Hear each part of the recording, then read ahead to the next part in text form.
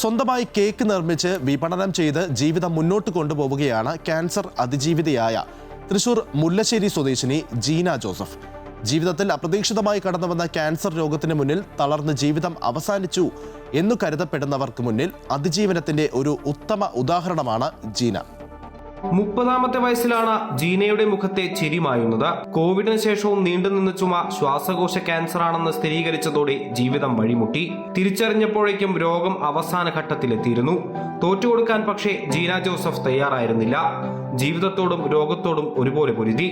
ഒടുവിൽ 5 വർഷം കൊണ്ട് രോഗം നിയന്ത്രണത്തിലാക്കി. രോഗം മൂർച്ഛിച്ചതോടെ ജോലി ഉപേക്ഷിക്കേണ്ടി വന്നു. പിന്നീടാണ് കേക്ക് നിർമ്മാണത്തിലേക്ക് കടക്കുന്നത്.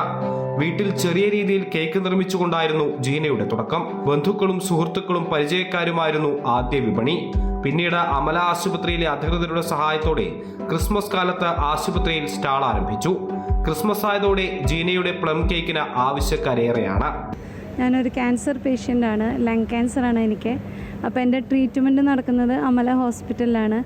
5 കൊല്ലമായി ഞാനിവിടെ ട്രീറ്റ്മെൻറ്റിലാണ്. അപ്പോൾ എനിക്ക് ഇവിടെ 3 കൊല്ലമായിട്ട് ഞാനിവിടെ സെയിലിനെ അച്ഛന്മാരിവിടെ എനിക്ക് ഇവിടെ ഒരു സ്റ്റോൾ ഇട്ട് തരുന്നുണ്ട്. അപ്പോൾ ഇപ്പോൾ ഇത് ചെയ്യുന്നത് കീമോ ടാബ്ലറ്റാണ് കഴിക്കുന്നത്.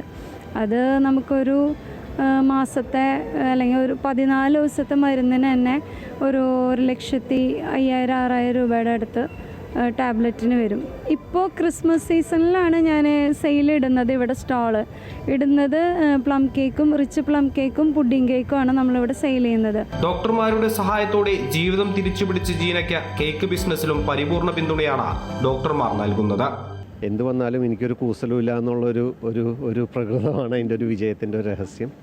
ജീനയ്ക്ക് ഈ പറയുന്ന കേക്കിൻ്റെ ബിസിനസ് അല്ല കേട്ടോ. ഇതൊരു ചാരിറ്റി ആയിട്ട് ആളുകളുടെ ഒരു സന്തോഷത്തിന് വേണ്ടി ഞങ്ങൾക്ക് ചെയ്തു തരുന്നതാണ്. ഇതിനു വേണ്ടി ചെയ്തു തരുന്നത്. അതായത് ഞങ്ങളുടെയൊക്കെ ഒരു സന്തോഷം ബാക്കിയുള്ളവരുടെ ഒരു സന്തോഷത്തിന് വേണ്ടി ചെയ്യുന്നൊരു കാര്യമാണ്. സൊസൈറ്റിയുടെ ഒരു ചേഞ്ചിങ് കോൺസെപ്റ്റും കൂടിയാണ് ജീനയിൽ കൂടെ നമുക്ക് കാണാൻ സാധിക്കുക. മകളുടെ പേരായ സൈറ എന്നാണ് സംരംഭത്തിന് നൽകിയിരിക്കുന്നത്. ഓൺലൈനായും ഇപ്പോൾ വിൽപ്പന നടത്തുന്നുണ്ട്.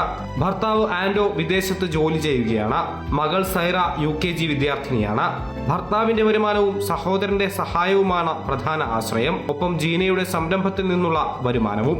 അമൃത ന്യൂസ്, തൃശൂർ.